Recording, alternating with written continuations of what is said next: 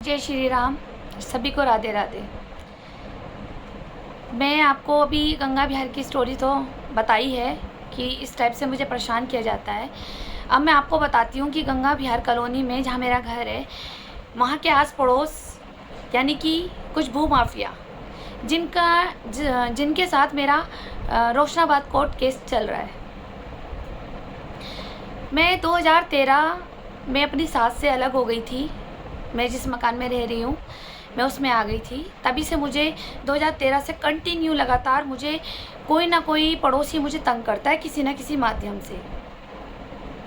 सबसे पहले तो मुझे एक व्यक्ति हैं जिनका मैं अभी नाम नहीं लूँगी, लेकिन जल्द ही नाम खोलूँगी। हम लोग घर पे नहीं थे और वो जो मेन गेट का, जहाँ पे हम मेन गेट बंद करते हैं, उसको हमारे पंजाबियों में तो थड़ा बोलते हैं, है ना, जिस पे हम पैर रख करके अपना गेट खोलते हैं और अंदर जाते हैं। हम पंजाबियों में तो थड़ा ही बोलते हैं, पता नहीं आप लोगों को, या दहलीज कह लो।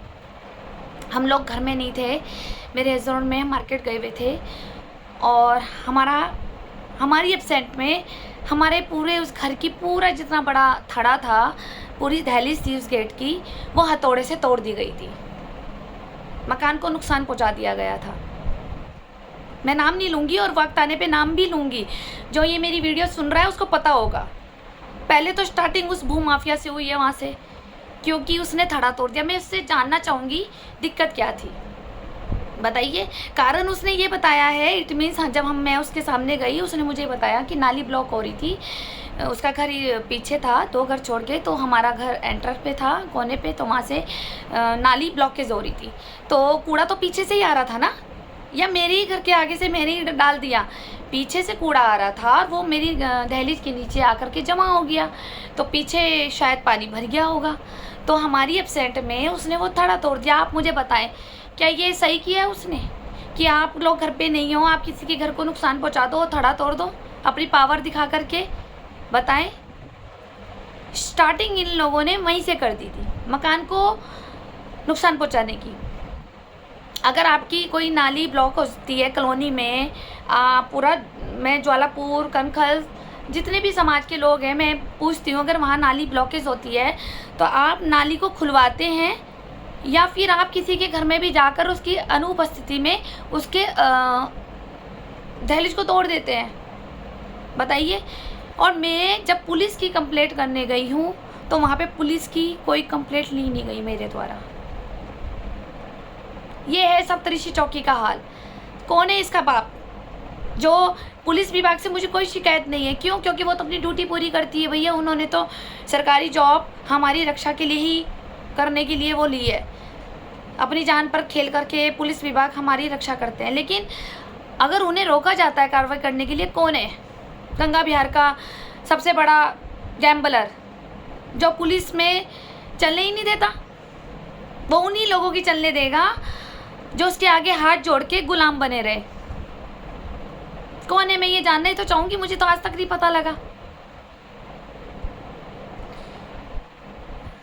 इसलिए मैं अपना दर्द आज आप लोगों को बता रही हूँ कि ये जो भू माफिया टाइप के लोग हैं ना, अगर आज ये मुझे तंग कर रहे हैं तो क्या आप लोगों को नहीं करेंगे? आज मेरी बारी है तो कल तुम्हारी भी बारी है। हर शेर का बाप होता है। अगर आज ये इसने मेरा थड़ा तोड़ा है तो उसका भी कोई ना कोई आगे होगा बदला लेने के लिए, उसका कर्मा भोगने के लिए। और क्या पता उसने भोगा भी हो। परमात्मा तो सब देखता है ना। उस वक्त हम लड़ नहीं पाए उस आदमी से, शायद हमारी पावर इतनी नहीं थी, शायद दिमाग की पावर नहीं थी कि हम उसके मुंह लगे, या हमारे दिल इतना स्ट्रांग नहीं था कि हम उसके मुंह लगे। सिर्फ एक परमात्मा के आगे अरदास लगाई थी रो करके, तो शायद हो सकता है उसे सजा भी मिल गई हो। तो गंगा विहार कॉलोनी में इस टाइप के भू माफिया है। हम कुछ नहीं बोल पाए। और उन दिनों में हमारे हालात इतने ख़राब थे, जब पैसे भी नहीं थे, ससुराल से अलग भी हुई हूँ, ससुराल से मैंने 1 रुपया भी नहीं लिया है, कुछ भी नहीं लिया है, और मैं सिर्फ अपना ही दहेज का सामान उठा के आई हूँ इधर। मैंने कुछ नहीं लिया है अपने सास ससुरों से। मेरे पास उस वक्त कुछ नहीं था। मेरे पास उस वक्त रोटी खाने के लिए भी ना पूरे पैसे नहीं थे। लेकिन मैंने हिम्मत नहीं हारी है, क्योंकि हमारे पिताजी ने ना हर हालत में जीना सिखाया था। घी से मिले तो घी से खाओ, नमक से मिले नमक से खाओ, और नहीं मिले तो चादर ओढ़ के सो जाओ, लेकिन किसी के आगे हाथ नहीं फैलाना, किसी के आगे अपने घर की बात बाहर नहीं निकालना। तो मैं कहीं लड़ नहीं पाई, मैं अपना दर्द नहीं बांट पाई, किसी के पास हाथ नहीं जोड़े कि ये व्यक्ति मुझे परेशान कर रहा है, मेरा थड़ा तोड़ दिया इसने। ये मत सोचना कि जब कोई किसी के पास नहीं जाता ना तो उसकी अरदास ऊपर वाले के पास लगती है हमेशा। असली अदालत तो वही है। यहाँ की पुलिस, कोर्ट, कचहरी सब नकली है, क्योंकि यहाँ सब नकली कलमे चल रही है, लेकिन असली जजमेंट ऊपर होता है। आप लोग यहाँ तो जीत जाओगे किसी कमज़ोर को दबा करके, लेकिन ऊपर वाले की मार में ना बड़ा दम है। मैंने उस व्यक्ति को ऊपर वाले के ही हवाले कर दिया था।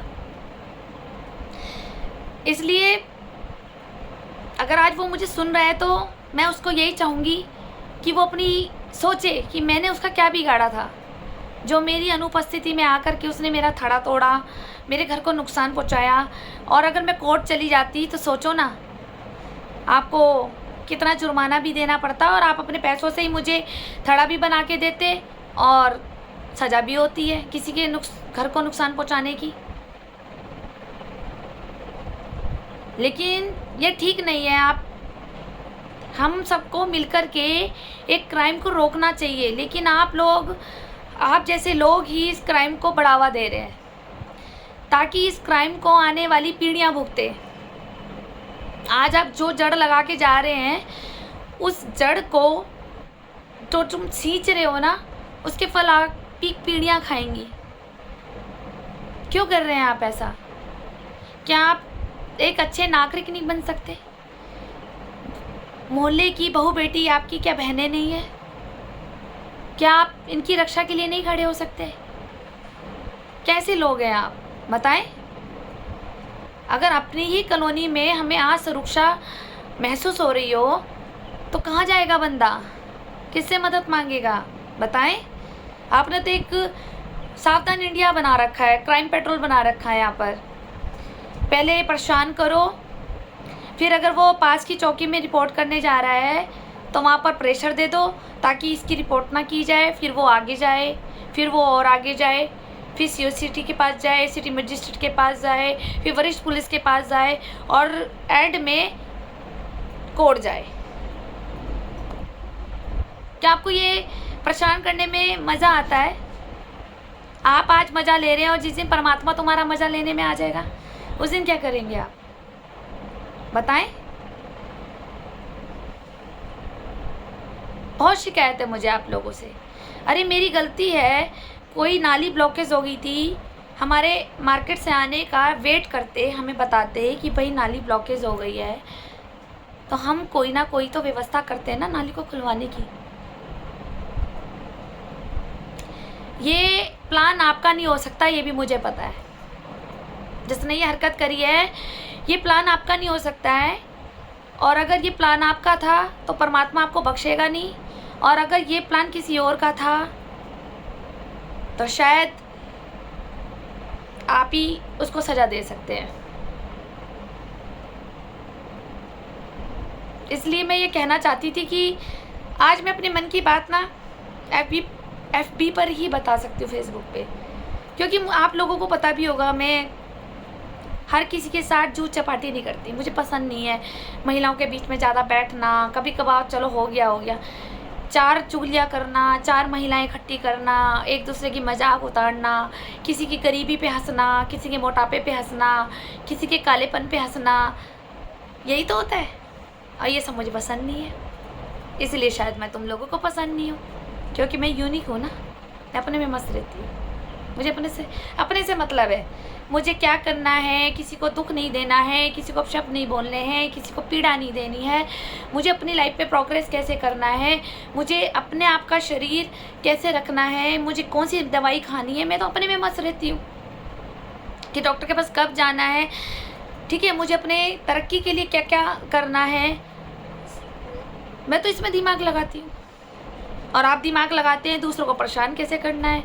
कोई घर में ना हो तो किसी का धड़ा दहलीज कैसे तोड़नी है, अपना भू माफिया का रुतबा कैसे दिखाना है, लोगों को कैसे दबाना है, कैसे नीचा दिखाना है, ये सब ना। और अपनी पावर दिखानी है कि देखो हमने तो तुम्हारा नुकसान पहुंचा दिया, अब करो हमारा क्या करोगे, राइट। बहुत बड़ी भूल में आप, बहुत बड़ी भूल में। आप मुझसे जीत सकते हैं, आप लोग मुझसे जीत सकते हैं, लेकिन उस परमेश्वर से नहीं। तुम लोग मुझे हरा कर भी जीत जाओगे, लेकिन मैं हार कर भी जीत जाऊंगी, क्योंकि मुझे पता है अगर मैं हारूंगी तो मेरा बदला मेरा परमेश्वर लेगा आप लोगों से। मैं तुम्हें कुछ सज़ा नहीं दे पाऊंगी और वो बहुत बड़ी सज़ा भी दे देगा तुम्हें,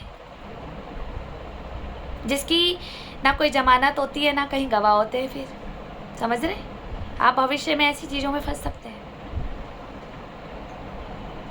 मैं ये लास्ट में सवाल करना चाहती हूँ, आखिर धड़ा क्यों तोड़ा था उसने, उस व्यक्ति ने?